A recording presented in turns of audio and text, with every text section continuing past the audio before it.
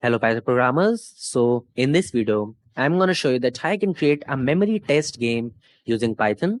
So first of all, let's see the output that we are going to create and also discuss the rules of this game. Okay, so let me run this program and as soon as this program is executed, you'll see this blank GUI. Okay, now press this show button and you'll see 9 random Pokemon characters. Now what you have to do is you have to memorize the characters, the image of the characters with their location. Like Pikachu is at third button, Charizard is at second, Wobbuffet is at first, Charmander is at fourth. So you have to memorize the location of each Pokemon character. Then press this hide button, and you'll see a random Pokemon character here. And you have to press the button at which that Pokemon was present. Now I'm confused. Let me press all these buttons. Okay.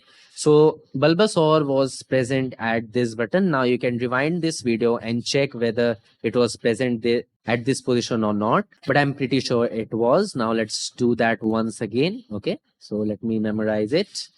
I guess it was at this position. Okay. So cool.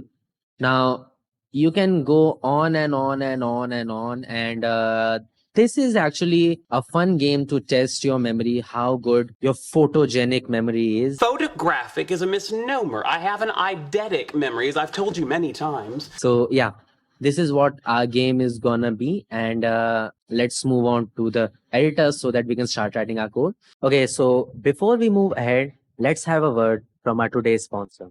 This video is sponsored by Relevel. Now, when you're a fresher just out of college, you're really confused how to apply for a job, where to apply, some questions that every fresher thinks about. And this is where Relevel comes in. Relevel by Unacademy is a hiring platform for freshers and people in their early career. Now, after signing up, what a candidate has to do is they have to give a test which consists of 5 challenges. The candidate will get a score within 24 hours based on their performance. This score will be uploaded on their candidate profile along with other details like their skills, their strength, their weaknesses, and company will approach you. You don't have to go anywhere.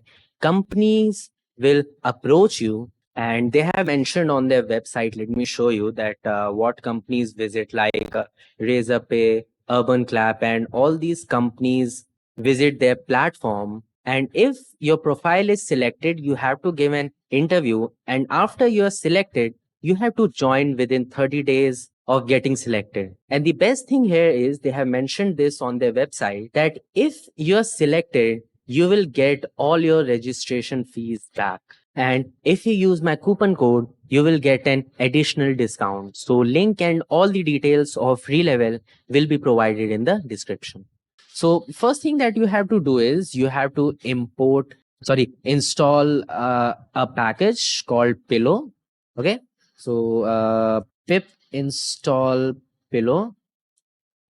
And we'll be using Pillow alongside with Kinter to display the images. Okay. And also one more thing I'm doing in this project is previously what I used to do was I used to write each line of code and then after that I used to explain them. But after doing some research on my analytics, I've seen that most of you don't go till the end. So what I'll do is code is pre-written. It will be provided in the description also, but do one thing, don't go straight away, download it and run that code. You'll get errors. Okay. Stay in the video, listen how each and every piece of code is working. I'll explain you every line, every parameter in detail, and then go ahead and download and run the code. Okay. Because this is not like a university project. You won't be getting marks in it. Okay. This is for learning, and by copying and pasting, you won't learn anything. Okay. So let's move ahead. Now, first thing that you have to do is you have to import a few packages. First is time, then we have threading, Kinter, random, OS, Pillow, and message box from Kinter. Okay, so these are the packages that we require. Then what we'll do is we'll create a class, game class, and then we'll call this game class here if name is equal to main, which means that this if condition will be executed as soon as this program is also executed. Okay, so we have created this class instance. This game class is a class, and this variable is the instance of this class. Okay, so let's see what is inside this class.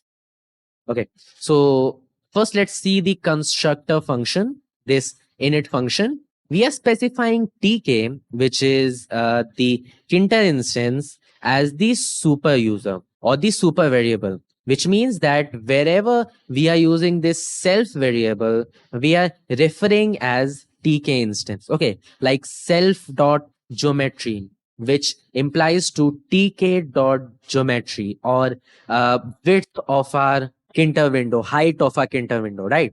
If you're familiar with Kinter, you must be knowing these commands, right? So first we have specified that what will be the geometry of a Kinter window, the height and width, okay? 650 by 600, 850 by 600 is the height and width. Then we have configured the background color as white, okay? Then we have specified these three variables. Now, for now, you can forget these values. In the later end of this video, we'll be coming back to these variables. Okay, then this first label, we have called this label here, we have called this method here only. So this method will be called, and this method, now let me do one thing, let me have the GUI on the side so that we can compare it. Okay, okay, so yeah, we are having this 3 by 3 matrix of button, which means 9 buttons, actually 10 buttons. And we are also having two invisible widgets, two invisible labels. For now, you can forget those two labels. Those two labels are label 1 and random character label. For now, you can forget these two widgets. Okay, let's focus on these 10 buttons. So button 1, button 2, button 3, button 4, button 5, button 6, button 7, button 8, and button 9 are this 3 by 3 matrix of button. And let me explain you the parameters here. So button keyword is used to create these buttons. First parameter is self, which is the tk instance as we have specified in the starting only. Then just a second. Then image is equal to a blank string because we are not displaying anything here. Okay. Then the function that this button will trigger is a check function. Now, just keep in mind that we are going to create a check function which will be executed when these 9 buttons are pressed, and they are having specific values. Like when the button 1 is pressed, then this check function will be called with a parameter or with a value 1. Okay, so that we know that the first button is pressed. And same is done for second, third, fourth, 5, 6, 7, then 8th and 9th. Okay, then let's see what are the other values. Then we have the border width. What will be the width of the border of these buttons? Then we have the height of the button. What will be the height of the button? And then we have the width of the button. So these are the parameters of a button. Then we have placed these buttons at their respective position. And we have done this for all the 9 buttons. Then let's see this show button. Okay, so this show button is having the same parameters as we have seen, using the keyword button, having self as the first parameter, then having text is equal to show. As soon as the program is executed, the text displayed on this button is show. And the command that this button will trigger is this start shuffle function. And we'll get to that. Okay. The border width is 0 because we do not want any border. And the height is 5 and the width is 17 units. And we have placed this at x is equal to 40 and y is equal to 150. So let's see the shuffle button first. So as soon as this show button is pressed, we go to this start shuffle function. Now here we have used one of our mystery variable, self.number. Now initially when the program is executed, self.number is equal to 0, which is an even number, which means that self.number module 2 is equal to 0 is true. So this if condition will be executed. For now, let's see this if condition only. So self.numberList is equal to os.listdir. Now what this will do is it will create a list of all the files that are present in the folder where our Python file is present. Now let me go to the folder.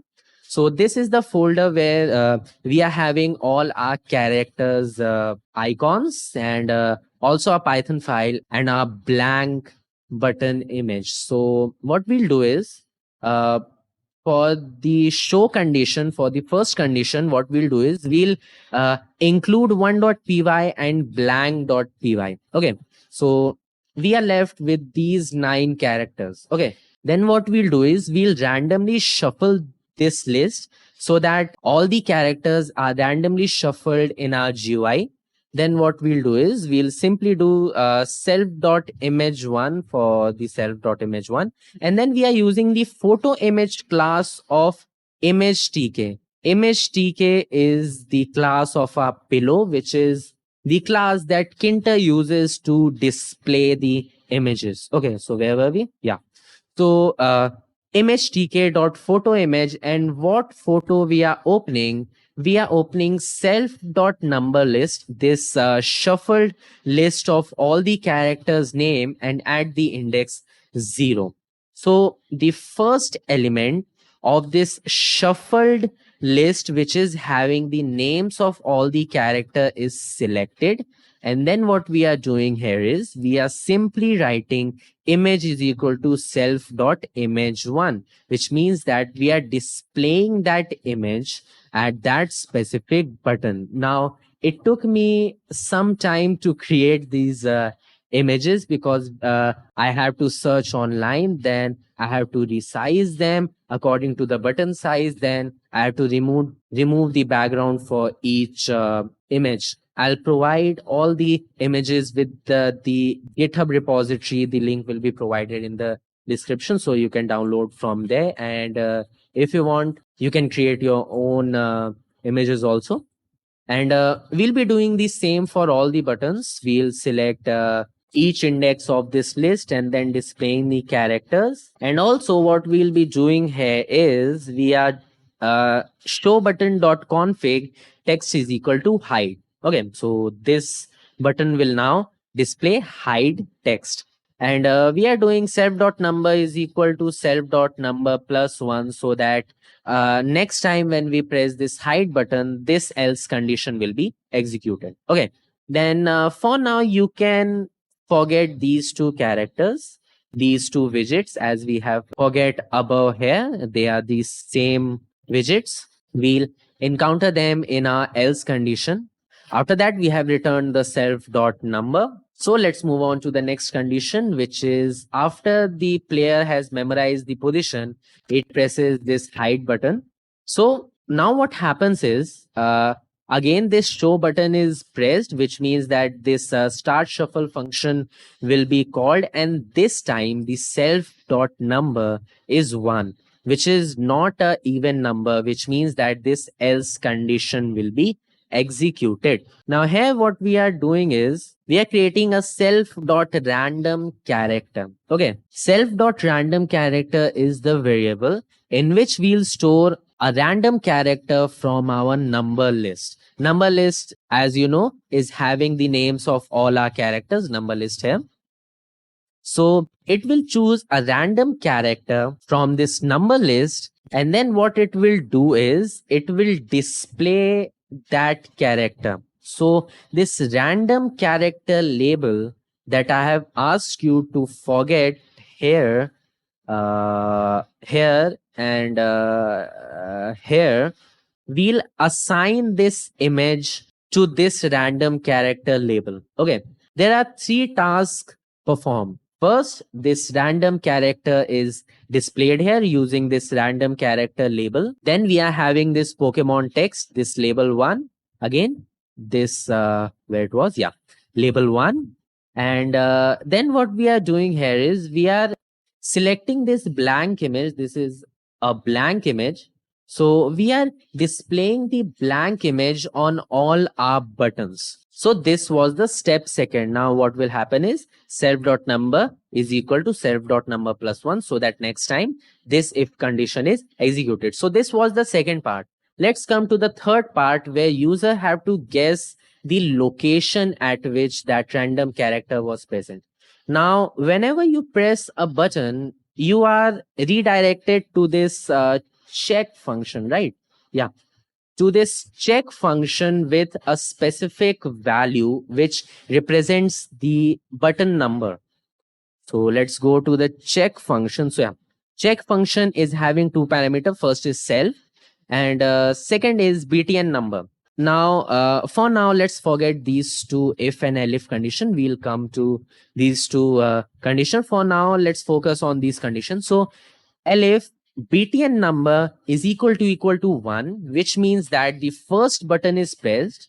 What will happen is if self dot number list 0 is equal to self dot random character, which means that whether the random character is equal to number list of the first index, which simply means that both of the characters are same, we'll display a message box correct choice. Okay. And if this condition is not true, nothing will be displayed. And same for the button 2, button 3, button 4, button 5, button 6, all the buttons. Okay. Now, what are these two conditions? Now, when the program is executed, let me run the program again. Now, when the program is executed, which means that the number list is equal to empty. And then when we try to press the button, you'll see, let's start the game first. So this condition is when the user tries to press the button when the game is not started. And this elif condition is when the user tries to press a button when the character are still there. As you can see, self.random character is equal to empty. So, yep, this was it. This was a short video in which I have tried to explain you how you can create a memory test game using Python. So, this is it, and I'll see you in my next lecture. Bye bye.